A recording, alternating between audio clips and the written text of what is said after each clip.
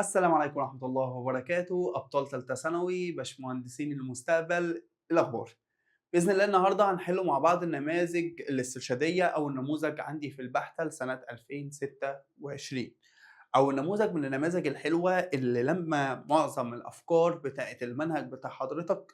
تمام، يعني إحنا هنبدأ مع بعض نحل أول نموذج كده ونشوف الأفكار، ودايمًا زي ما أنت متعود معايا، أنا ما باحلش السؤال بحيث إن ده حل السؤال وخلاص شكرًا وأجري، لأ، أنا باحل معاك النموذج وهاجيب أفكار اللي حوالين النموذج، أنا باحاول أشرح الأسئلة مش إن أنا أحل الأسئلة. تمام، في فرق ما بين شرح الأسئلة وحل الأسئلة. حل الأسئلة يالّا بينا انزل بالنماذج، انزل بالنموذج الحل وخلاص شكرًا، لأ، أنا دلوقتي باحل معاك نموذج استرشادي عشان أشرح لك فكرة السؤال ذات نفسها، إزاي تتعامل مع السؤال، إزاي تتعامل مع الامتحان كمجمل، عشان بإذن الله لمّا تيجي تكمل النماذج لوحدك تكون الدنيا متيسرة بالنسبة لك. تمام؟ اللهم لا سهلا إلا ما جعلته سهلا وإن شئت جعلت الصعب سهل. يلا بينا صلي على سيدنا محمد عليه الصلاة وأفضل السلام ونبدأ مع بعض يا باشمهندس نحل النماذج ونشوف احنا هنعمل ايه. أول حاجة بيقول لك في مستوى أرجن ده، قال لي في مستوى أرجن ده محور الصادات يعني محور الأعداد التخيلية، ده محور السينات يعني محور الأعداد الحقيقية.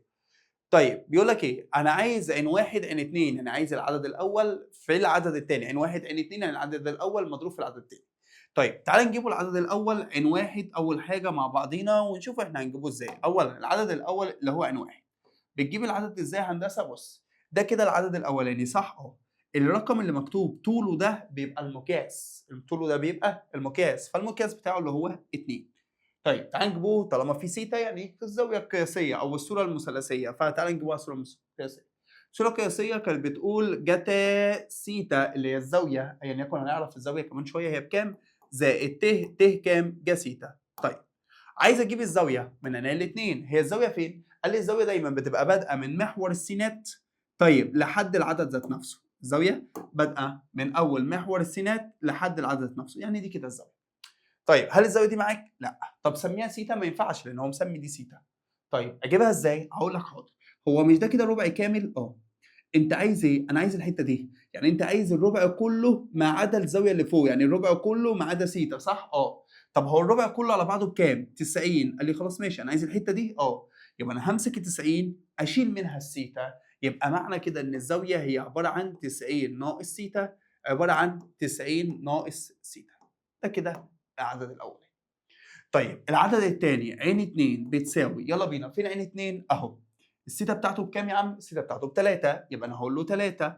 يالّا بينا، أول حاجة بتبقى جتا، بعد كده بتبقى جا. طيب عايز الزاوية من هنا ل2، عشان أجيب الزاوية، فين الزاوية؟ من أول محور السينات لحد العدد ده كله على بعضه.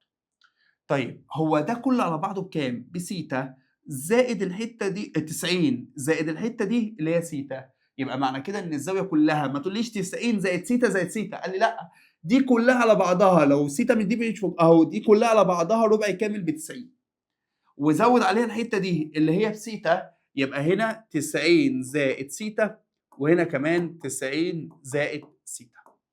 طيب عايز إيه بقى؟ عين واحد في عين 2. طب اتفقنا مع بعض إيه؟ اللي بيحصل في العين بيحصل في اللام، يعني العين اتضربت يبقى اللام هي كمان هتتضرب، 2 في 3 بيديني 6.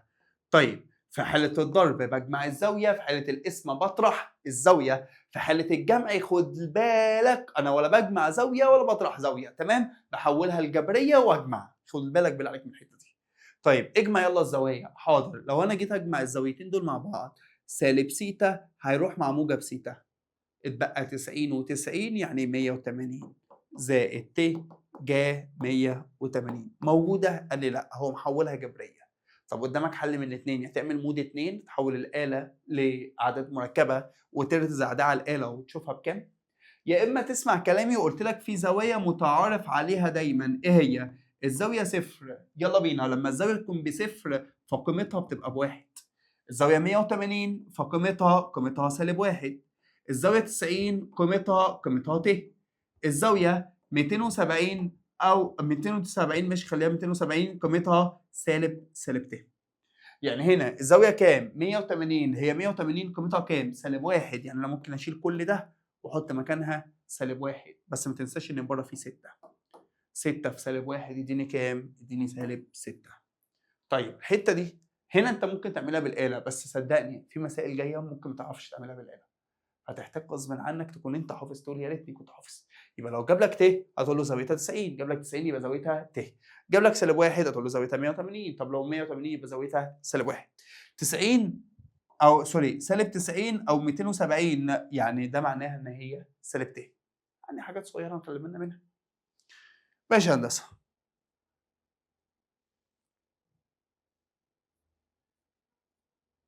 السؤال الثاني بيقول لك في المفكوك س تربيع زائد 2 1 على س تربيع أس 4 عايز الحد الخالي. طب انا متعود انا وانت ان هنا اسمها نظريه ذات الحدين. طب دي حدين ولا 3 حدود؟ 3 حدود. طب انا اعمل ايه لو هما 3 حدود؟ قال لي بص، الاسهل والاحلى ان انا اول حاجه اروح ادور هل ده مربع كامل ولا مش مربع كامل. طب ازاي اعرف انها مربع كامل؟ قال لي روح خد موجب او سالب 2 في جذر الاول في جذر الاخير. طيب لو طلع شبه اللي في النص يبقى الدنيا تمام، لو مش شبه اللي في النص يبقى ليها تعامل تاني خدناه في الحصه ولو قابلنا هنحلها. طيب قول لي يلا، 2 في جذر الاول اولاني س تربيع جذرها س في جذر الاخير 1 على س تربيع، لما اخد الجذر يبقى 1 على س. السين راحت مع السين، 2 في 1 ب2 واللي في النص 1، يبقى ده كده مربع كامل. طب وطالما مربع كامل انا بستفاد ايه؟ بستفاد ان الثلاثه اللي في النص دول هحطهم جوه قوس اس 2. يلا، جذر الاولاني س تربيع جذرها س، جذر الاخير 1 على الس. اشاره اللي في النص، اللي في النص 2 اشارتها موجب يبقى انا هنا هحط موجب. بس اوعى تنسى ان هي كانت جوه قوس اس 4. يبقى بالله عليك وهي 3 حدود ولا اقدر اجيب عدد الحدود كام؟ اصل هنا عدد الحدود الاس زائد 1، في واحد يقول لي 4 زائد 1 5، لا هي 2 في 4 ب 8 زائد 1 يبقى 9، عدد الحدود هنا 9 مش 5. تمام؟ يعني هنا كمان شويه احنا عارفين اس على الاس اضرب من غير ما تبص، او اسين فوق بعض بيتضربوا في بعض، فهتتحول لكده لس زائد 1 على الس، و2 في 4 بكام؟ ب 8، هي تتحول كده. فتخيل حضرتك انت اعتمدت ان الاس 4 وجيت قلت لك سؤال تافه جدا انا عايز عدد الحدود، تقول لي ايه ده سهله الاس زائد 1. لا تمام، خلي بالك عشان خاطر. يبقى هنا س زائد 1 على س الكل اس 8. طيب كمل يا باشمهندس. حاضر هكمل. يبقى اولا هنا بس انا عملت ايه عشان انت لو نسيت خدتش بالك او بتكتب ورايا. تمام، جذر الاول جذر الاخير اشاره اللي في النص. يبقى اول ما بعرف ان هو مربع كامل، اول ما بقطع انها مربع كامل، جذر الاول جذر الاخير اشاره الايه؟ اشاره اللي في النص. طيب كلام زي الفل جميل، انت كده هندسه ظبطتها بس لسه ما جاوبتش. تمام، هو عايز الحد الخالي من س. ازاي اجيب الحد الخالي من س؟ اجيب الحد العام الاول ح ر زائد الواحد يساوي ن ق ر. ن بكام؟ ب 8، يبقى 8 ق ر في الاولاني اس الفرق. مين الاولاني؟ س. اس الفرق قال لي ايوه، يبقى 8 وهنا ر يبقى 8 ناقص ر. في الثاني اس الدليل. مين الثاني؟ 1 على الس. اس الدليل يعني اس ايه؟ اس ر، يبقى 1 على الس اس ر. يبقى هنا قال لي مستر الاس عندي 8 ق ر، الاولاني اس الفرق الثاني اس الدليل. طيب هنا س في المقام قال لي خلاص ما تبقاش اس ر، تبقى اس سالب ر، يبقى 8 ق ر في س اس 8 ناقص ر في س يلا اس سالب ر. هو عايز ايه؟ الحد الخالي من س، يعني مجموع اسس س. الحد الخالي يعني س اس صفر صح؟ يعني مجموع اسس س لازم تطلع معاك بصفر. طب اجمع اسس س يلا، الارقام لوحدها والرموز لوحدها. هنا 8 هل في رقم تاني؟ لا، يبقى 8. الرموز سالب ر وسالب ر يبقى سالب 2 ر. لازم يطلع بكام؟ عايز الحد الخالي يبقى س اس صفر. طب لو عايز الحد الذي يشمل على س اس 2 اساوي بالاثنين، يشمل على س اس 5 اساويها ب5، يشمل على س اس كذا، يبقى بجمع اسس س واساويها بالاس اللي هو عايزه. يلا 8 تروح بعكس الاشاره واقسم واجمع وظبط، يبقى الر طلعت معاك بكام؟ 4. اوعى تروح تقول لي الحد الرابع. طب ليه؟ لان انت فارض ح ر ولا ر زائد 1؟ ر زائد 1. طب ر ب4، 4 زائد 1 كام؟ 5. يبقى معنى كده ان الحد الخالي من س هو بالنسبه لي هو الحد الخامس. كمل. اللي بعده فراغيه. بيقول لك ايه؟ اذا كان ا ب وب ج وعايز ا ج. طيب اجيبها ازاي؟ انا عارف ان لو مديني ا وب وكان عايز ا ب كنت اقول له ب ناقص ا صح؟ بس هنا أ ب أ ج. دي قاعدة في أولى ثانوي يا باشمهندس اسمها قاعدة المثلث، عايزك تحفظها. إن أ ب زائد ب ج بتساوي أ ج. معلش يعني نحفظوها. تمام؟ أ ب متجه زائد ب ج متجه بيساوي أ ج متجه. لأن أنا ممكن في الامتحان ألخبطك، أديك أ ب وأديك أ ج وعايز ب ج. يعني أنا هنا هو عايز أ ج صح؟ أ ج بيساوي إيه؟ مجموع. يبقى أنا هاجمع ده مع ده وما سهل جمع المتجهات. تمام؟ بس أنا باتكلم إن لو في الامتحان عايز ب ج يبقى ساعتها هاضطر أكرش أ ب بعكس الإشارة. فتبقى أ ج ناقص أ ب. يبقى العلاقة احفظها زي ما هي كده بعد إذنك. تمام؟ علشان أنت هنا جمع، تمام؟ وجات قبل كده جمع وموجودة في المعاصر جمع، يعني هي بتيجي جمع. طب افرض هو لعب معاك، معلش يبقى نعرفه. طيب يلا بينا. عايز ايه؟ أ ج. هقول له أ ج بتساوي أ ب زائد ب ج. أ ج بتساوي أ ب زائد ب ج. يلا اجمع يلا. 8 ومعاك 4 يديني كام؟ 12 فاصلة. 2 ومعاك -6 يديني -4 فاصلة. 5 وسالب 2 هيديني 3. يبقى هنا جمعت متجهات 12 -4 3. طب هو عايز ايه بقى؟ معيار أ ج. اقول له ان المعيار بيساوي جذر س تربيع يبقى 12 تربيع زائد ص تربيع يبقى -4 تربيع زائد ع تربيع يعني 3 تربيع. مجموعهم يا هندسه بيساوي 13. مجموعهم بيساوي كام؟ 13.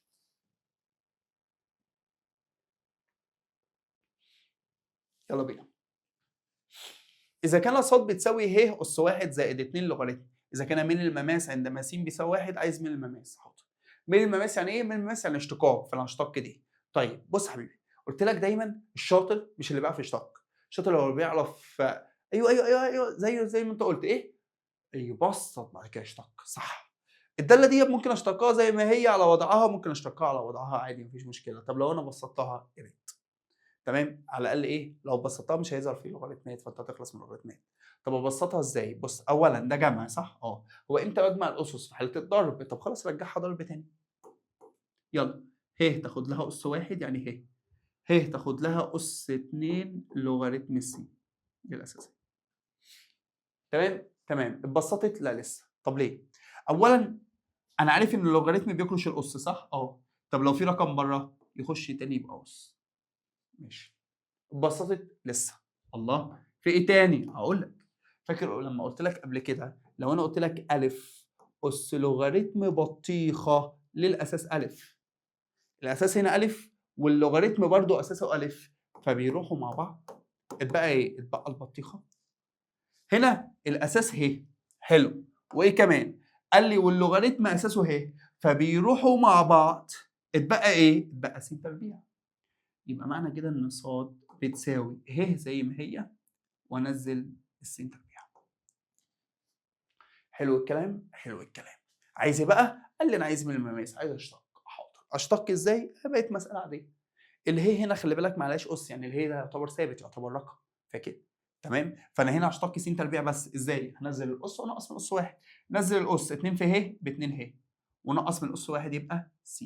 يبقى بُص، الناس اللي ما بتحبش اشتقاق اللوغاريتمات ولا اشتقاق اله، لو أنت بسّطت مش هيبقى اشتقاق ولا لوغاريتم ولا هيبقى اشتقاق ه ولا أي حاجة، هيبقى اشتقاق طبيعي عادي نزّل أس نقّص من أس 1. يبقى الشاطر في التفاضل هو اللي بيعرف يبسّط بعد كده يشتق. طب بيقول لي عندما س ب1، طب أعوّض أنا عن الس ب1، أقول له حاضر. 2 ه لو ضربتها في 1 هيدّيني 2 ه. فين 2 ه؟ قال لي 2 ه اللي هي الإجابة رقم أ. فبالله عليك اللعبة مش لعبة حل، أنا باعلّمك إزاي تحل. تعالَ هنا، السؤال ده سؤال جميل أوي، سؤال جميل أوي. يقول لك إيه؟ إذا كان س ص شرطة زائد 3 ص حلو. عايز إيه؟ فإن ما قالش فإن إيه، بس أنا بصّيت في الاختيارات ما لقيتش ص شرطة، لقيت ص بس، صح؟ يبقى معنى كده إن هو عايز يجيب الدالة ذات نفسها، يبقى هو أعطاني المشتقة وعايز الدالة ذات نفسها. طيب إيه العمل؟ العمل يا هندسة أولًا هي يعني إيه صاد؟ صاد يعني مشتقة، يعني إيه مشتقة؟ يعني د ص على د س صح؟ طيب ممكن تخلّيها بس د ص على د س؟ يعني أنا هاخلّيها دلوقتي س د ص على د س بتساوي 3 زائد ص. حلو الكلمات. عايز إيه؟ قال لي عايز ارجعها داله. يعني انت كان بيديني داله وبشتقها صح؟ ودلوقتي هتقول لي المشتقه عايز ارجعها داله، يبقى ده عكس الاشتقاق. مين عكس الاشتقاق؟ تكامل. يبقى السؤال ده سؤال تكامل. طيب اكامل بس في حاجه صغيره. ايه؟ عارف لو هي كانت د ص على د س لوحدها فانت كنت هتكملها لصاد، الدنيا خلصت. بس هنا في مشكله. ايه؟ ان د ص على د س مش لوحدها، ده في صاد في الموضوع وفي س في الموضوع. فانا لازم اعمل حاجه اسمها فصل متغيرات. يعني ايه فصل متغيرات؟ يعني اخلي السين لوحدها في طرف واخلي الصاد لوحدها في طرف. طب ازاي؟ دي مهارتك. انا هحل بطريقه، واحد تاني عايز يحل بطريقه، واحد تالت عايز يحل بطريقه، مفيش مشكله. فانت كل واحد هيحل على حسب المهاره بتاعت حضرته. طيب احل ازاي برضو يا مستر؟ بطريقتك مثلا. اقول لك حاضر. اولا السين دي لوحدها فانا هعتبرها تبع البسط، ماشي؟ وده مقام واحد واضرب مقص. اضرب مقص، يلا بينا. س د ص لما تتضرب في الواحد فهتبقى س د ص، ماشي، بيساوي 3 زائد ص في دالة السين، يبقى 3 زائد ص في دالة السين. لسه المشكلة. ايه مشكلتك؟ انت لسه السين جنبها د ص والصاد جنبها د س. لا انا عايز العكس. طب اعمل ايه؟ قال لي بص يلا بينا واحدة واحدة. انت عايز السين تروح هنا؟ خلاص اقسم هنا على السين واقسم هنا على السين. تمام. هنا انت عايز الصاد تروح الناحية التانية صح؟ طب ما تقسم هنا على 3 زائد ص واقسم الناحية التانية على 3 زائد ص. فهنا لما السين تروح مع السين اتبقى 3 زائد ص في المقام، يبقى 1 على 3 زائد ص بالنسبة لص يساوي. هنا 3 زائد ص راحت مع 3 زائد ص، اتبقى س في المقام، يبقى 1 على الس في دالة الس. يبقى هنا وديت ده الناحية التانية في المقام ووديت ده الناحية دي في المقام. بسطت الدنيا شوية. كده بقى الصاد جنبها صاد والسين جنبها س. تمام. كامل يلا الطرفين. يبقى ده هيحصل له تكامل وده كمان هيحصل له تكامل. طيب ده تكامل كسر. تكامل الكسر ازاي؟ شوف الداله تحت مشتقتها فوق ولا لا. الثلاثه اشتقاقها بصفر والصاد اشتقاقها بواحد. فوق فعلا بواحد. يبقى انت زي الفل. تمام. يبقى ده الداله تحت مشتقتها فوق، يبقى انا هقول له لوغاريتم المقام يبقى لوغاريتم 3 زائد ص. السين مشتقتها فوق بواحد، ايوه، يبقى لوغاريتم المقام لوغاريتم السين. طب انت بالكامل صح؟ يبقى ما تنساش زائد ثابت التكامل. طب اشمعنى ثابت التكامل حطيته هنا بس؟ قال لي ثابت التكامل بيتحط في ناحيه واحده ما بيتحطش في الناحيتين. طب اجيب ثابت التكامل ازاي؟ ما هو قال اهو اذا كان السين بواحد والصاد بسالب 2. في ناس كتير قوي قوي قوي قوي بتحل مسائل. وفي مساله ثانيه كمان شويه هتيجي هقول لك المساله دي في الامتحان هخليك تعلم عليها. تمام. بتنسى ثابت التكامل ودي حاجه مهمه لازم انت تكون عارفها. تمام. يلا ثابت التكامل بيقول لك عوض عن السين بواحد. طيب لوغاريتم الواحد بصفر. بيقول لي عوض عن الصاد بسالب 2. 3 زائد سالب 2 1. لوغاريتم الواحد برضه بصفر. طب ده صفر وده صفر يبقى الثابت كمان بصفر. يبقى اتبقى لي لوغاريتم 3 زائد ص بتساوي لوغاريتم السين. طيب هنا في لوغاريتم وهنا في لوغاريتم راحوا مع بعض، اتبقى 3 زائد ص بتساوي س. في الاختيارات 3 زائد ص بتساوي س. قال لي الاجابه رقم ب. يبقى لما يجيب لك سؤال شبه ده، عارف لو هنا كانت صاد شرطه بس كان السؤال هيبقى حلو قوي كامل الطرفين والدنيا خلصت. تكامل الصاد شرطه بصاد. تمام. بس المشكله ان جنبها س، فجنبها س اللي هو اللي خلاني اعمل كل ده. اعمل حاجه اسمها فصل متغيرات. عايز السين تكون جنبها س، عايز الصاد تكون جنبها صاد. هي دي المشكله. هي دي المشكله كلها اللي انا اعرف اعملها. طب في طلبه تانية لما بتوصل عند الخطوه دي تقول لي ايه؟ س داله الصاد بتساوي 3 زائد صاد داله السين. وتعمل الخطوه دي. تقول لي انا في ثالثه اعدادي كنت واخد حاجه اسمها نسب، كنا واخدين حاجه اسمها مرجعش فاضي. يعني ايه؟ يعني انا ممكن اقسم صاد على داله الصاد هيساوي داله السين على السين. يعني ايه تاني؟ داله الصاد على 3 زائد صاد. داله الصاد على 3 زائد صاد بتساوي مرجعش فاضي، يبقى ده على ده بيساوي ده على ده. داله السين على السين يبقى داله السين على السين. وانت قلت لي في الحصه ان ده ممكن ينزل هنا وحط مكانه واحد، ده ممكن ينزل هنا وحط مكانه واحد. هي اللي انا وصلت. عشان كده بقول لك ممكن تحل بطريقه واثنين وثلاثه. المهم تستخدم مهاراتك في فصل المتغيرات، انك تخلي السين لوحدها وتخلي الصاد ايه لوحدها.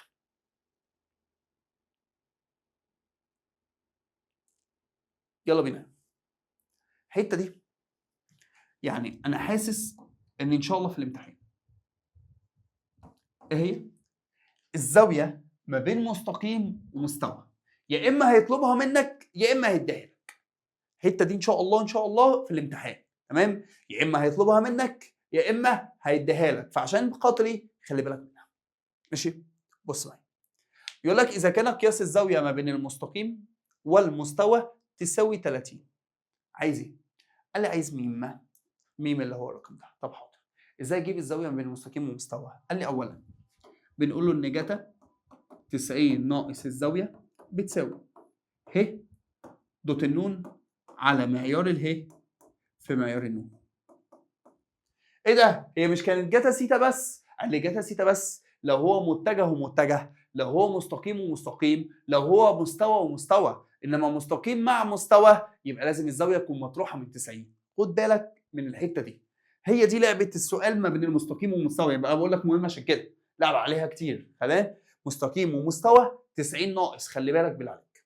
ماشي، تعالى يلا بينا نحل. يلا بينا نحل. اولا ايه هو؟ اعتقد ان الزاويه بكام درجه؟ ب 30. يبقى هقول له 90 ناقص 30 هيديني كام؟ 60. يبقى جتا 60 بتساوي ه دوت النون. انا عارف ان اله هو اللي جنب الكاف صح؟ وانا عارف ان اله هنا اللي جنب الراء. طيب يلا بينا. دوت يعني هضربه في بعض ضرب قياسي، يعني السين في السين والصاد في الصاد العين في العين. 2 في 3 ب 6 زائد سالب 1 في 2 سالب 2 زائد م في 1 بم على معيار 2 تربيع يبقى جذر اهو معيار اله 2 تربيع ب 4 سالب 1 تربيع ب 1 4 1 يبقى 5 زائد م تربيع وهنا جذر. يلا بينا. تربيع يبقى 9 وتربيع يبقى 1 ادي كده 10 وتربيع الاثنين يبقى 4 يبقى كده 14. يبقى جتا 60 بيساوي الكلام ده كله. طيب شيل جتا 60 وحط مكانها نص. بص قدامي اجابه من الاثنين، يا اما احل بالسولف حلو، يا اما اضرب مقص حلو، يا اما اجرب الاختيارات. وخد بالك لما يكون في 2 اختيارات، يعني بص هنا الاختيارات فيها اجابتين السولف مش هيديك اجابتين السولف، هيديك اجابه واحده. فانا اجرب الاختيارات. طب اجرب الاختيارات ازاي؟ سي مثلا انا هنا ملاحظ ان في الاجابه الاولى في 3 وهنا في 3 صح؟ فانا هجرب 3. يبقى انا امسك الاله بتاعتي. فين الاله بتاعتي؟ اهي. يلا بينا هندسه. هقول له فوق 6 زائد سالب 2 زائد 3 على جذر 5 زائد 3 اس 2 وجذر 14 يساوي، طلع معايا بنص. يبقى الثلاثه طلعت نص.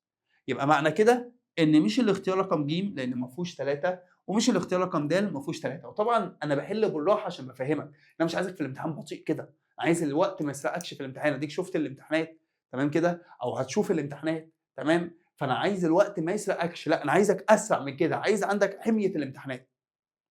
طيب يا سالب 1 على 5 يا 1 على 5. طيب هجرب سالب 1 على 5، نفعت يبقى الاجابه رقم ا، ما نفعتش يبقى الاجابه رقم ب. وانا بيني وبينك هي الاجابه رقم ب، تمام؟ علشان بس ما نضيعش وقتكم. تمام؟ جرب 1 على 5 هتطلع معاك برضو نص.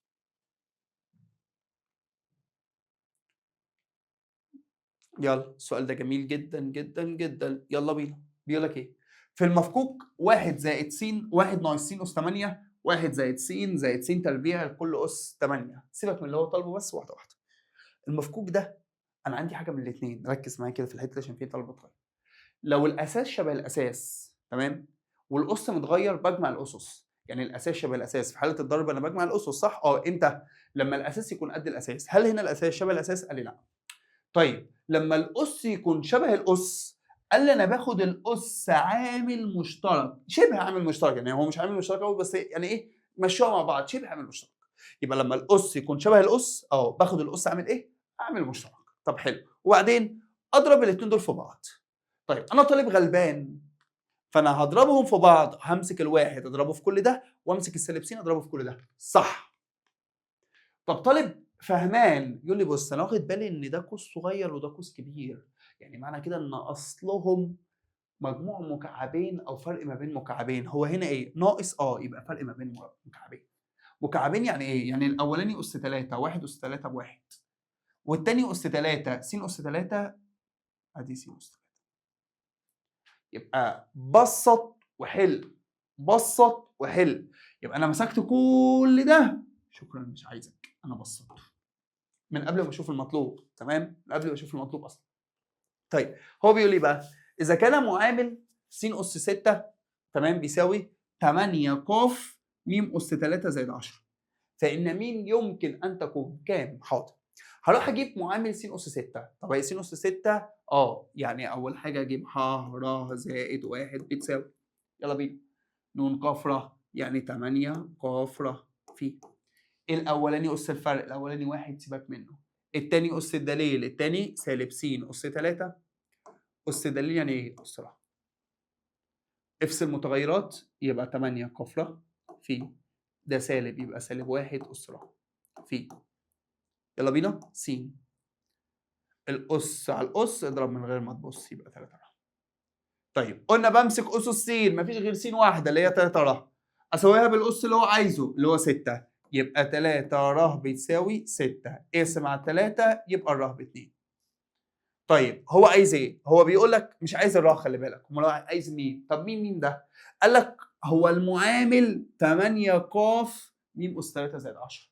طب جيب انت من هنا المعامل 8 ق ر، والراء انا جبتها ب 2 يعني 8 ق. يبقى بيقول لك ان ده المعامل وانت جبت ده المعامل، بالمقارنه ما بينهم هما الاثنين يبقى انت فهمت ان م اس 3 زائد ال 10 هتساوي كام؟ 2. هات مين بقى من المعادله دي؟ قول له حاضر. 10 تروح الناحيه الثانيه بعكس الاشاره، يبقى م اس 3 بتساوي سالب 8. خد هنا الجذر التكعيبي وخد هنا الجذر التكعيبي، وعيب قوي يا علم رياضه تقول لي ما ينفعش، جذر التكعيبي تحتيه موجب تحتيه سالب عادي. يبقى معنى كده ان الميم بكام؟ الميم 2 او سوري سالب 2 عشان في سالب. يبقى الميم بسالب 2 اللي هي الاجابه رقم ب. سؤال محترم.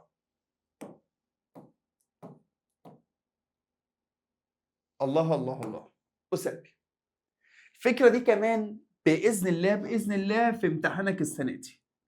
الفكره دي كمان باذن الله باذن الله في امتحانك السنه دي، ان هو يديك معدل تغير وعايز يتدلع، او يديك من المماس وعايز يتدلع، تمام كده، او يديك من العمودي وعايز يتدلع. دي فكره في الامتحان. طب مديك معدل تغير، يعني ايه معدل تغير؟ يعني اشتقاق، مديك المشتقه وعايز يتدلع يبقى كامل. مديك من المماس، من المماس يعني اشتقاق عايز يتدلع يعني كامل. مديك من العمودي، من العمودي يعني هكامل، بس خلي بالك قبل ما تكمل هتشقلب وتغير الاشاره عشان ده من العمودي، يبقى اللي هو مديهولك تحطه في المقام وفوق سالب 1 يبقى سالب 1 على اللي هو عطوله. ماشي؟ خلي بالك من الحته دي. بس هنا هو لعب لعبه دنيئه. ايه هي؟ قال لك اذا كان معدل تغير من المماس، يعني ما اعطاكش معدل التغير لوحده ولا اعطاك من المماس لوحده، ده اعطاك الاثنين. اتنين يعني مشتقتين يعني اللي هو هيديهولك دي مش المشتقه، امال ايه؟ المشتقه الثانيه. يعني هو بيقول لك ان المشتقه الثانيه يا باشمهندس بتساوي 6 س ناقص 3. طب لما يكون عايز المنحنى بقى اللي لما يديني المشتقه الاولى انا قلت لك كامل، طب لما يديني مشتقه ثانيه يبقى انا هكامل برضه، بس المره دي هكامل كام مره؟ مرتين. يبقى السؤال ده هيخلص لتكامل مرتين. تعال نكمل اول مره. بس كامل المشتقه الثانيه يديني مشتقه اولى، يبقى د ص على د س بتساوي، زود على الاس 1 واقسم على الاس الجديد يبقى س اس 2، 6 على 2 فيها 3 ناقص التلاتة ده عدد حط جنبه س، وما تنساش ثابت التكامل، وما تنساش ثابت التكامل. اجيب ثابت التكامل ازاي؟ تعالى هنا بيقول لك ايه؟ يمر بالنقطة. طب اي نقطة عادية دي بتبقى تبع ايه؟ تبع الدالة ذات نفسها، تبع الصاد يعني. هنا ما فيش صاد. طيب هنا بيقول لك ايه؟ المماس له عندما س بواحد افقي. يعني ايه المماس افقي؟ دي حته برضو مهمه. مماس افقي ده معناه ان د ص على د س بتساوي صفر. حته برضو مهمه لازم تكون خلي بالك منها. تمام؟ يبقى بيقول لك لما س كانت بواحد الدال ص على د س بيساوي قال لي يا مستر صفر. طب انت هتستخدم انهي واحده؟ هنا لما اديني د ص على د س يبقى استخدم المعلومه الثانيه ان هو بيقول لي د ص على د س بيساوي صفر، صح كده؟ صح. لما الس كانت بواحد 3 في 1 ب3 ناقص 3 في 1 ب3 زائد ثابت التكامل 3 ناقص 3 صفر، يبقى الثابت بصفر يعني ما فيش ثابت. طيب كمل يلا كده، انت كملت مره وجبت الثابت بتاعها، كمل مره كمان. حاضر هكمل هنا كمل هنا. يلا كامل المشتقه الاولى يديني الداله ذات نفسها اللي هي الصاد. طيب زود على الاس واحد واقسم على الاس الجديد يبقى س اس 3 ناقص، زود على الاس واحد واقسم على الاس الجديد يبقى 3 على 2 س تربيع، بس ما تنساش ثابت التكامل. طيب كمل بقى، اجيب ثابت ازاي؟ من النقطه. يبقى هو من النقطه اجيب ثابت التكامل.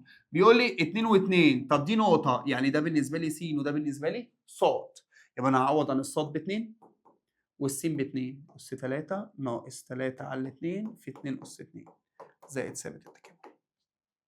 يلا بينا يلا بينا. 2 اس 3 ناقص 3 على ال2 في 2 اس 2 طلع معايا ب 2 وهنا 2 زائد ثابت التكامل. الاتنين راح مع الاتنين يبقى الثابت بصفر، يبقى كمان راح. يبقى معنى كده ان الصاد اللي هو عايزه هو عباره عن س اس 3 ناقص 3 على 2 س اس 2. يبقى س اس 3 ناقص، خلي بالك ها، ناقص 3 على 2 س اس 2. ما تبقاش عملت كل ده تروح تختار رقم د اللي هي زائد. طيب اللي بعده يقول لك ايه؟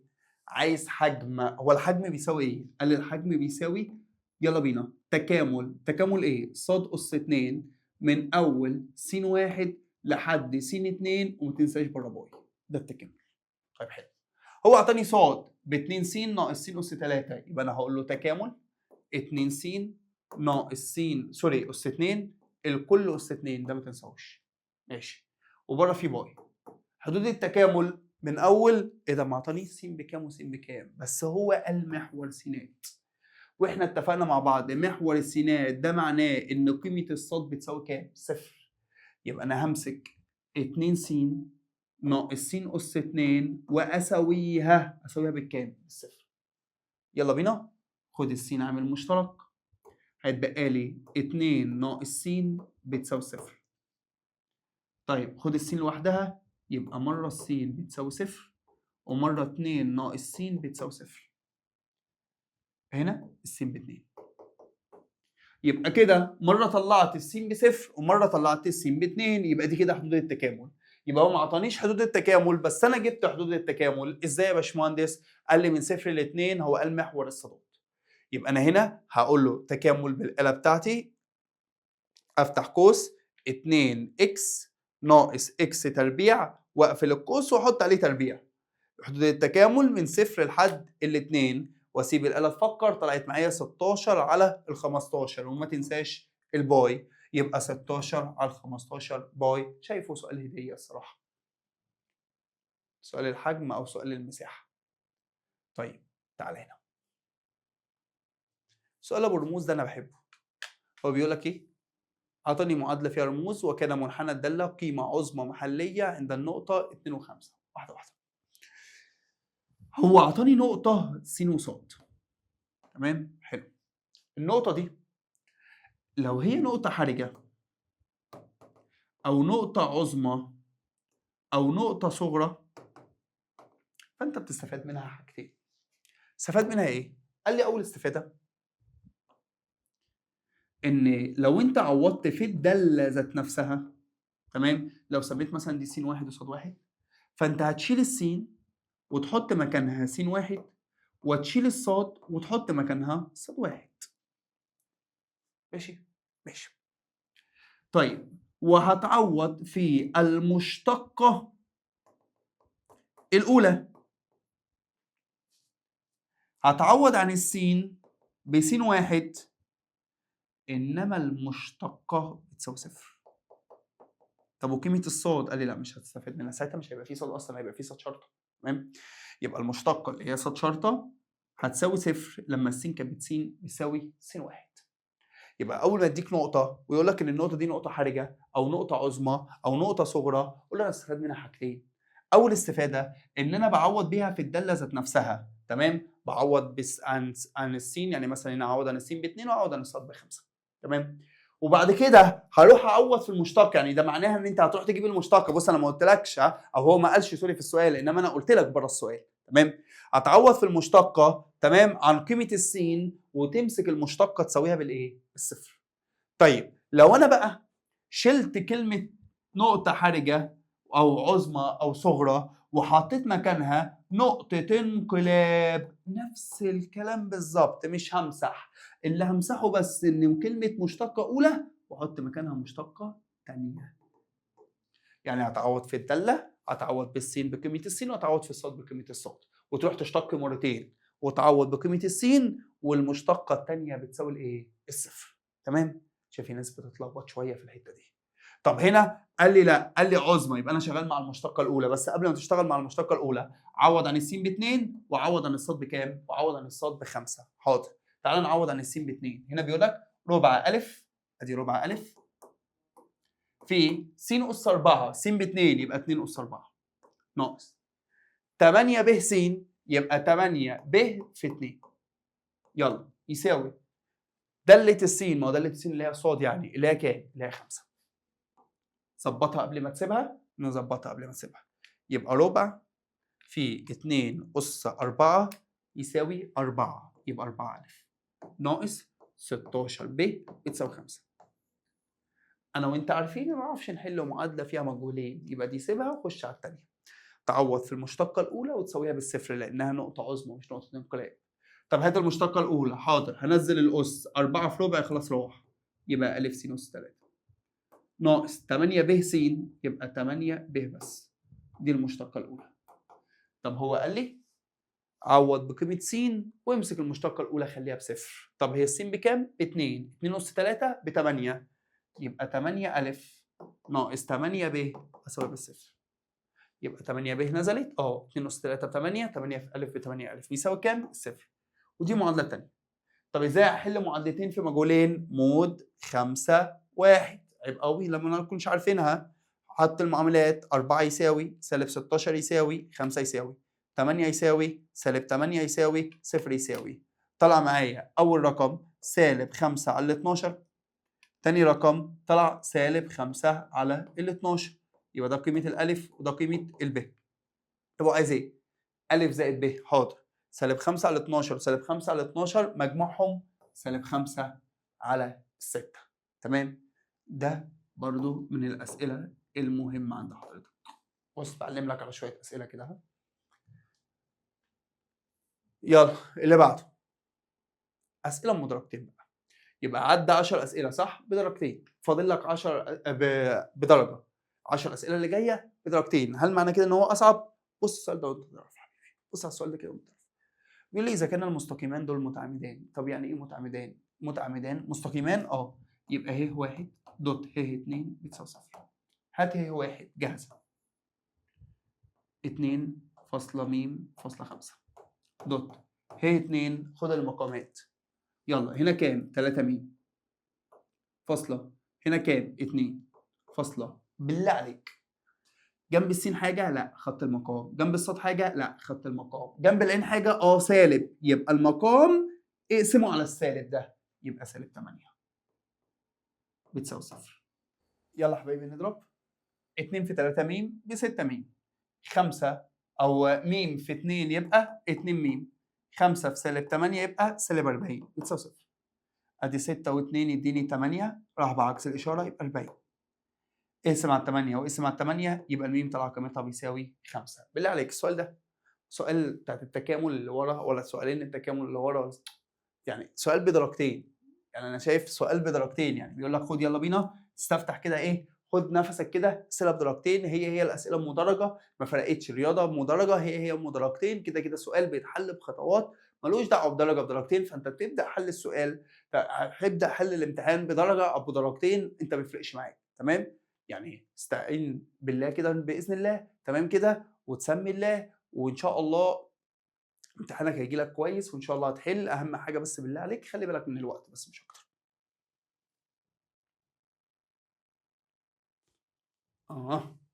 السؤال ده من الاسئله المهمه صراحه. سؤال جميل. يقول لك ايه؟ داله الاثنين بيساوي الاثنين وداله الثلاثه بيساوي الواحد. طب حلو. بيقول لك انا عايز اكامل، سيبك من التكامل ده بيساوي كام ناقص 5. ماشي، انا عايز اكامل س تربيع ده شرطه س زائد 2 س ده س. عايز اكامل دي. طب اكملها ازاي؟ خلي بالك عشان اتكررت كذا مره. اكملها ازاي؟ قال لي دي عشان تتكامل يا باشمهندس داله وده شرطه، ما فيش قاعده من القواعد بتقول، فانا هدور على حاجه ثانيه. هدور على حاجه اشتقها تديني س تربيع ده الشرطه زائد 2 س ده س. يبقى انا لو ما بعرفش اكامل فتدور على حاجه تشتقها تديك ناتج التكامل. تمام؟ مش عمليه ابداليه. يبقى دي تكاملها ما اعرفش، فانا اشوف مين اللي انا اشتقيته اعطاني ده، يبقى كده المساله خلصت. تمام؟ وثبتها في مخك لانها اتكررت في النماذج الاستشهاديه. دي كلها على بعضها تدي لحضرتك س تربيع داله الس. طب انت عرفت منين يا مستر؟ هقول لك انا لاحظت انها ضرب يعني شبه قانون الاول في مشتقة الثاني زائد الثاني في مشتقة الاولاني. طب هو الاول في مشتقة الثاني زائد الثاني في مشتقة الاولاني، يبقى ده اصلها ضرب صح اهو. انت بتقول ايه؟ الاول، فانا نزلت س تربيع. تمام؟ في مشتقة الثاني يبقى الثاني اشتقاقه ده الشرطه. مين اللي اشتقاقه ده الشرطه؟ دالة الس. انا فكرت فيها كده. تمام؟ طيب ده تكامل محدد من كام لكام؟ من 2 ل 3. يبقى انا هحطه جوه قوس من 2 ل 3. فاكر التكامل المحدد كان بيتم ازاي؟ بعد ما بكامل بعوض بالرقم اللي فوق ناقص بعوض بالرقم اللي تحت. يبقى انا هعوض بالثلاثه. يلا بينا. 3 اس 2 ب9 داله الثلاثه ناقص عوض بالرقم اللي تحت 2 اس 2 ب4 داله الاثنين. كل ده بقى يا هندسه بيساوي ك ناقص 5. طب اجيب داله الثلاثه منين وداله الاثنين منين؟ هو هتقول لك اهو داله الاثنين ب2 وداله الثلاثه ب1. يبقى داله الثلاثه ب1 9 في 1 ب9 ناقص داله الاثنين انت قلت لي بكام؟ ب2.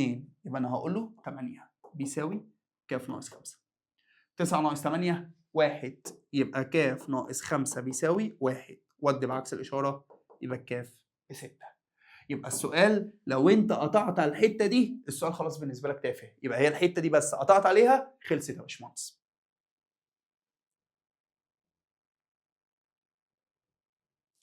تعالى هنا سؤال اتدربنا عليه كتير جدا جدا جدا. عايز جاتا سيتا؟ اقول له حاضر. تعالى ايه رايك لو سميت ده الف، سميت ده ب، سميت ده ج؟ مش ده كده متجه وده كده متجه؟ هجيب المتجهين واجيب الزاويه بين المتجهين. قانون الجاتا عادي. حاضر.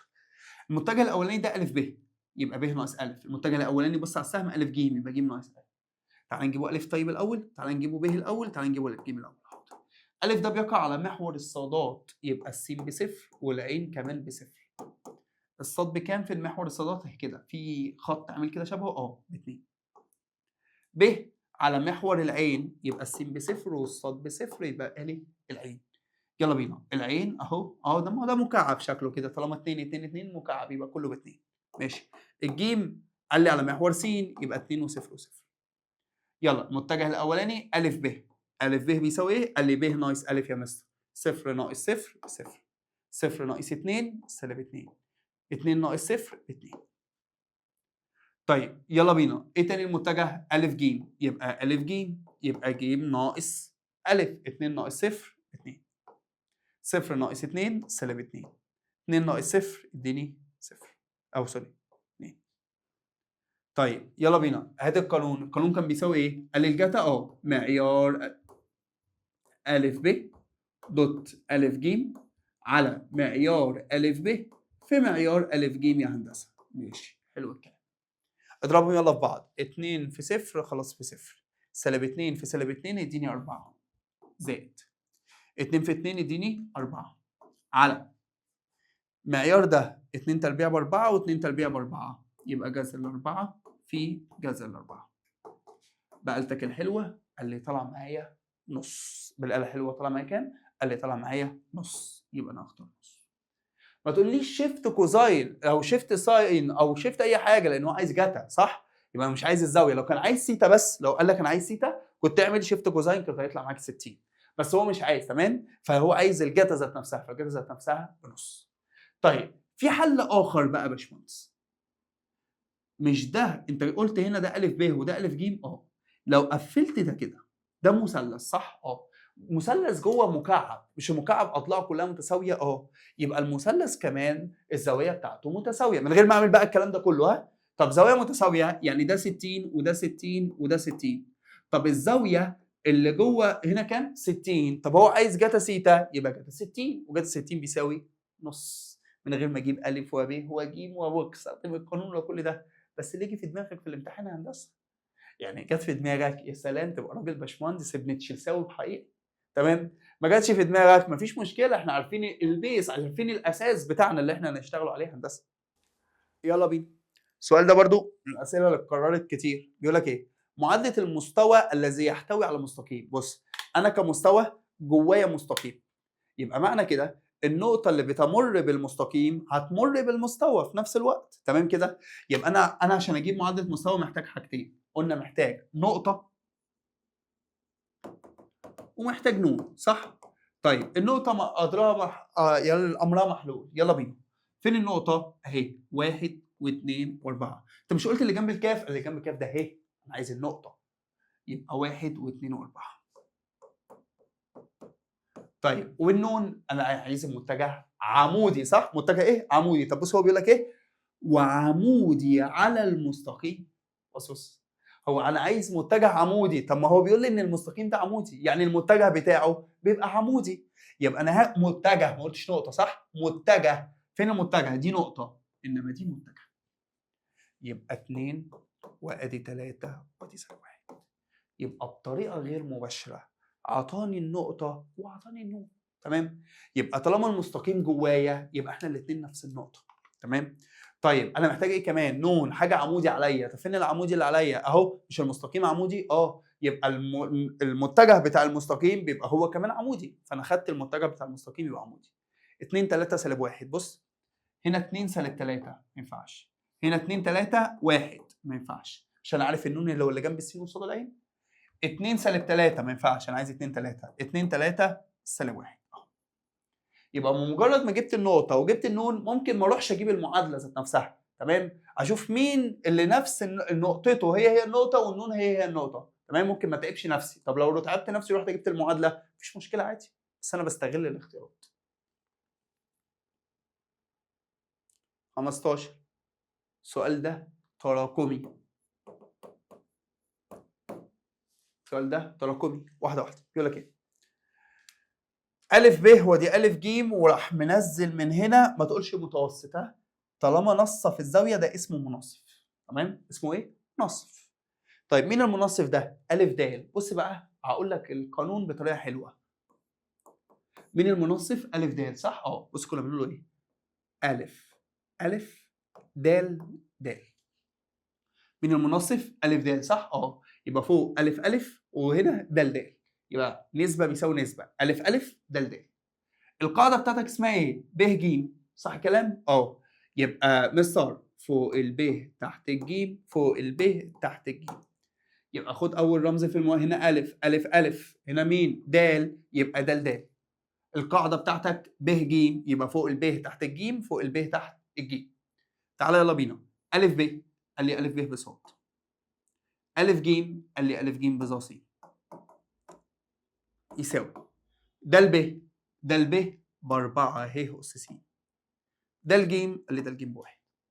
طب نسبة بيساوي نسبة، هضرب مقص واحد في صاد بصاد بتساوي 4 ه أس س في ظ س.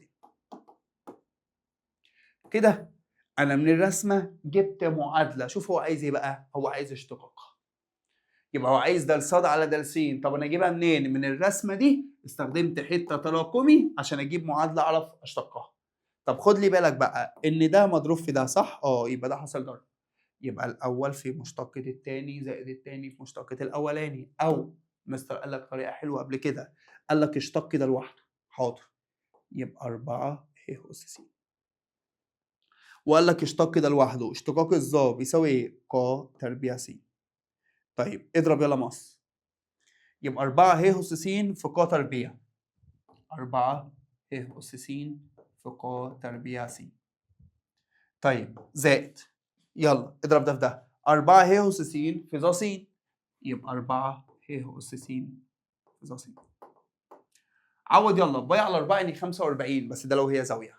طيب تعالى هنا هاخد 4 ه اس س عامل مشترك، اتبقى لي ق تربيع س زائد ص س. احسب ده واضربها في 4 ه، كده كده كلها ه اس ربع باي ربع باي ربع باي. تمام؟ يلا بينا. ق تربيع ق مقلوب الجتا يبقى 1 على جتا يبقى 1 على كوزين باي على 4 45. هقفل القوس بعد كده تربيع. تمام؟ يبقى التربيع بيتحط فين؟ على الزاويه؟ قال لي لا، بقفل القوس بعد كده احط زاويه. يلا زائد ظ س، ظ يعني تان 45 طلع معايا ب3، يبقى هنا 4 اهي اس باي على 4 دي اللي بره دي، كل ده طلع معايا ب3 و4 في 3 12. انه 12 دي ولا دي ولا دي؟ قال لي لا، 4 في 3 ب 12 ه اس باي على 4. هنا ه اس 4 بس وهنا ما فيش ه، يبقى بكده الاجابه رقم ج.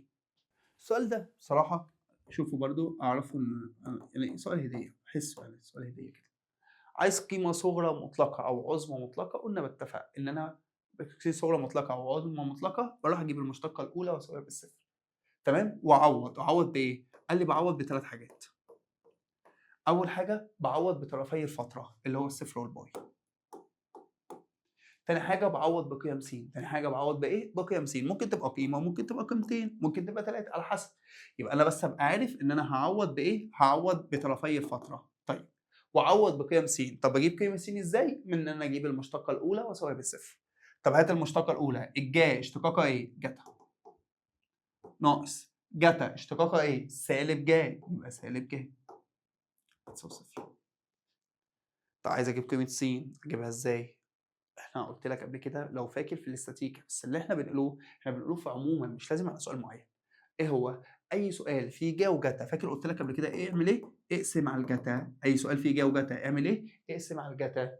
طب جتا على الجتا فيها الواحد زائد جا على الجتا فيها الظا بيساوي صفر على اي حاجه بيساوي صفر. اهو كده معقوله فيها ظا بس اعرف احلها. ودي بعكس الاشاره يبقى ظا س بتساوي سالب واحد. نبدا بقى نحل. شيفت تان سالب واحد واشتغل. لا ثواني يا مستر، قال لي بص لما تيجي تحل السؤال شبه ده طالما مديك من صفر لباي حدد الارباع. اعمل ايه؟ حدد الارباع. الظا بيساوي سالب صح؟ اه. هو سالبه في ربع الكام؟ الظا سالبه هي موجبه. كل جبار، تعالى نكتبوها هنا، كل جبار ظالم جاته داهيه. يبقى هنا الكل موجب وهنا كمان موجب، يبقى موجبه في الاول والثالث، يبقى سالبه في الثاني والرابع. يبقى سالبه في الربع الثاني وسالبه في الربع الرابع. تمام؟ الربع الثاني بيبقى 180 ناقص الزاويه اللي الاله بتجيبها، الربع الرابع 360 ناقص الزاويه اللي الربع بتجيبها. بس لو انت فاكر ايه؟ ان السالب لا يكتب على الاله، يبقى شيفت تان واحد 45. هنا طلع معايا 135 وهنا طلع معايا 315. يبقى انا هعوض بال 135 وهعوض بال 315، واللي هيعمل كده يبقى بصمجي كبير كبير كبير. طب ليه؟ لان انا كنت قايل لك ان قيم س لازم تكون بتنتمي للفتره. يعني الفتره من صفر لباي يعني من صفر ل 180. هل ال 315 تنفع؟ لا ما تنفعش. يبقى انت كده هتعوض من صفر لباي وقيمه س عندك 135. طب يلا، يبقى ساين صفر ساين صفر ناقص كوساين صفر طلع معايا سالب واحد. باي يعني 180 يبقى ساين 180 ناقص كوساين 180 طلع معايا بواحد. طيب 135 تقريبا هتطلع معايا بصفر. ساين 135 ناقص كوساين 135 لا، طلعت معايا جذر 2. ماشي. هو عايز ايه؟ القيمة الصغرى من غير ما تحسب جذر 2 بكام؟ أصغر قيمة هو الرقم السالب اللي هو كام؟ سالب واحد. يبقى القيمة الصغرى عندي كام؟ سالب واحد. طب لو قال لي القيمة الصغرى عندما س بتساوي، يبقى ساعتها عايز قيمة س. هي القيمة الصغرى لما كانت س بكام؟ لما كانت س بصفر. يبقى أقول له عندما س بصفر. يبقى تركز، هو عايز القيمة الصغرى ولا عندما س بتساوي؟ عايز القيمة ذات نفسها ولا عايز السين اللي عندها؟ تمام؟ ركز في الحتة اللي شبه دي. 17 يقول لك ايه؟ إذا كانت النسبة بين الحد الخالي ومعامل س أس 3 بيساوي 5 على 16، عايز قيمة أ. حاضر. أروح أجيب الحد الخالي وأروح أجيب الحد أو س أس 3 واقسمهم على بعض. طب احسبهم ازاي؟ الاثنين عشان اجيب الحد الخالي او حتى س اس 3 اجيب الحد العام الاول. يبقى ح ر زائد الواحد بتساوي النون بكام؟ ب 12. يبقى 12 ك ر. الاولاني اس الفرق من الاولاني س اس 2. اس الفرق يا هندسه يعني 12 ناقص ر في التاني اس الدليل من التاني وزع الاس ا اس سالب 1 س اس سالب 1. اس الدليل يعني اس ر. طيب وبعدين انا وانت متفقين ان انا بجمع الاسس او الارقام كلها قدام. يبقى 12 ك ر في هنا مفيش رقم. هنا المعامل ا اس سالب 1 وفي اس ر يبقى ا اس سالب ر. لان احنا قلنا اسين فوق بعض بيضربوا في بعض. طيب بالنسبه للسينات يبقى س 2 في 12 يبقى 24. 2 في سالب ر بسالب 2 ر. في ناس بتضرب الاثنين في ال 12 بس ما بتضربش في الر، فلازم تخلي بالك من الحته شبه دي. طيب وهنا س سالب 1 في ر بسالب ر. طيب انا عايز الحد الخالي من س يبقى مجموع الاسس بيساوي الصفر. يلا الارقام لوحدها والرموز لوحدها مفيش غير ال 24. سالب 2 ر وسالب ر يبقى سالب 3 ر بتساوي اللي بيساوي صفر. ودي ال 24 واقسم على السالب 3 طبعا معايا ب 8 يبقى الر بيساوي 8. يبقى انت الحد الخالي من س اهو، الحد الخالي من س نسبه يعني اسمه الحد الخالي من س ر ب 8. يبقى انا هقول له كده 12 ق 8 في ا اس سالب 8. طب والسينات ما هو حد خالي من س يعني ما فيش س خلاص. طب هنا معامل س اس 3 يبقى انا همسك اسس س 4 ناقص ر بتساوي 3. يلا ودي بعكس الاشاره يبقى سالب 3 ر بيساوي سالب 21. اقسم يبقى الر ب 7.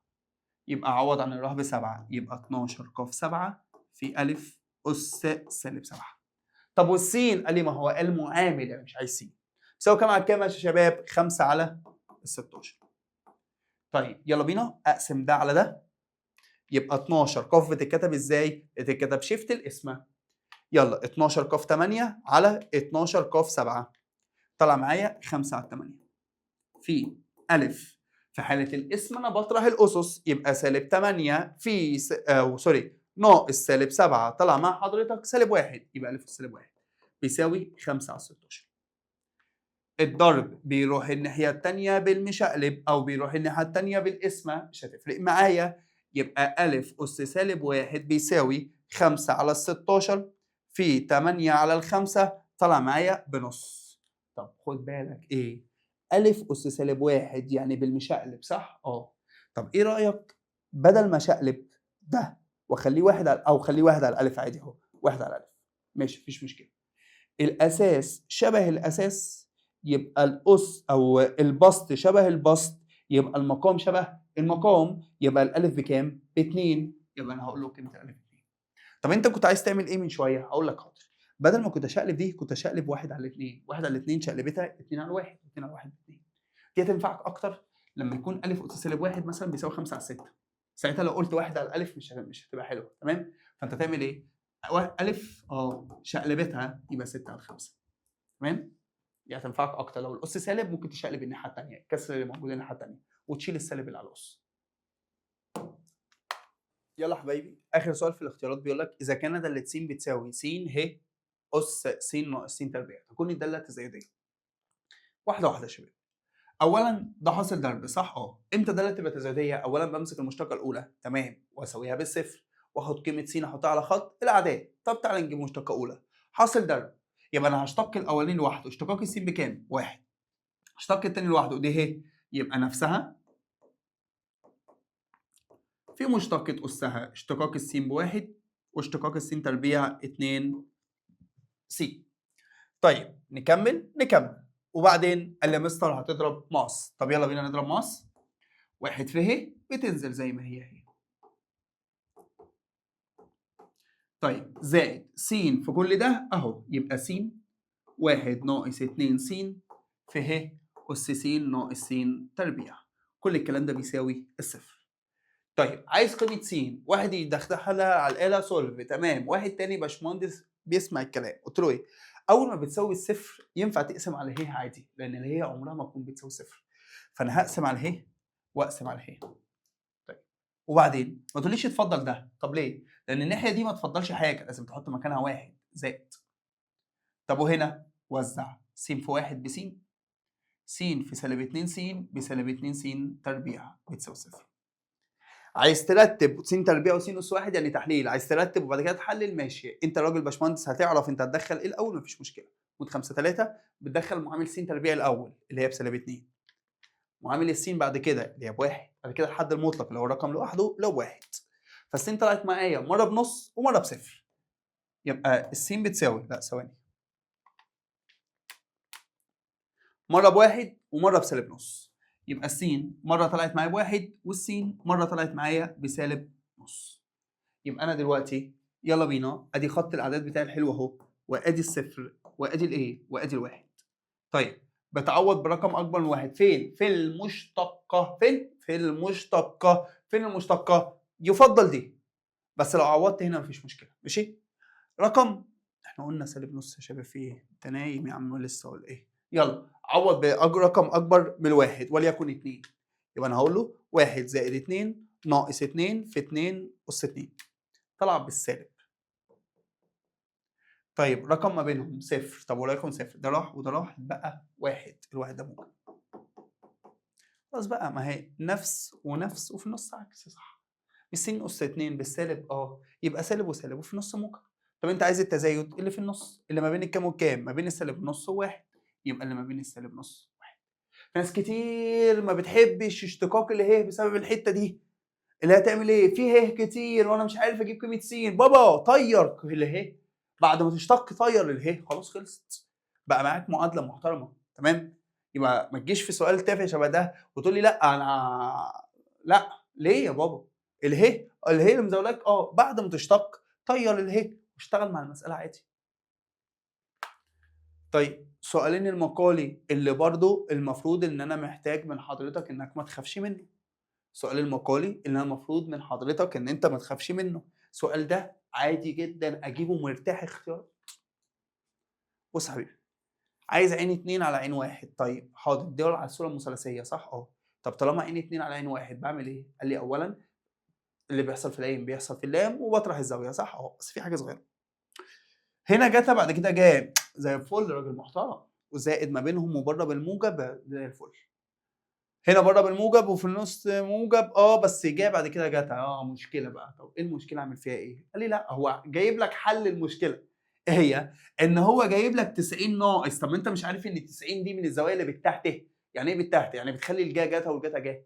يعني انا ممكن اشيل 90 ناقص دي واعدلها اخلي الجاي جتا والجتا جاي، يبقى راجع التاني صوره. يبقى هو جابها لك ايه؟ جابها لك مشكله بحلها الاثنين مع بعض في نفس السؤال. يبقى انا هقول له ان عين واحد ساعتها بتساوي الاربعه زي ما هي ماشي، وال90 دي لو اتشالت مسكت الجا خليتها جتا سيتا زائد ت ادي ت.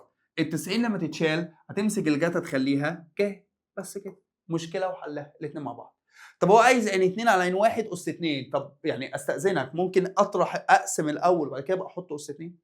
يعني ايه رايك اجيب عين 2 على عين 1 الاول؟ ماشي يلا بينا. عين 2 على عين 1 خد بالك ماشي، يبقى 8 على كام؟ على 4 فيها الاثنين جتا واطرح الزوايا. 45 زائد سيتا عايز اطرح منها سيتا، فالسيتا هتروح مع السيتا يبقى 45 زائد ت جاي 45. طيب أس 2 قلنا اللي بيحصل في العين بيحصل في اللام، يبقى حطيت هنا أس 2 يبقى الاثنين هيتحط عليها أس 2 تبقى 4. طب والزاوية؟ قال لي الأس بيتضرب في الزاوية، 45 في 2 يديني 90 زائد ت جا 90. شكرا جدا جدا جدا، خلصت. اسيبها كده؟ احولها جبريه؟ طيب عادي احولها جبريه مفيش مشكله. طب ما انا من ال 90 دي من الزاويه اللي انا عارفها فوق 90 كانت ت صح؟ يعني انا ممكن اشيل كل ده احط مكانها ت يبقى 4 ت بس كده. والله كان في اختيارات اصعب منها. اخر سؤال في النموذج يلا. معدلات زمنيه برنس، يعني راجل دلع الدلع، وباذن الله باذن الله باذن الله يعني يا رب.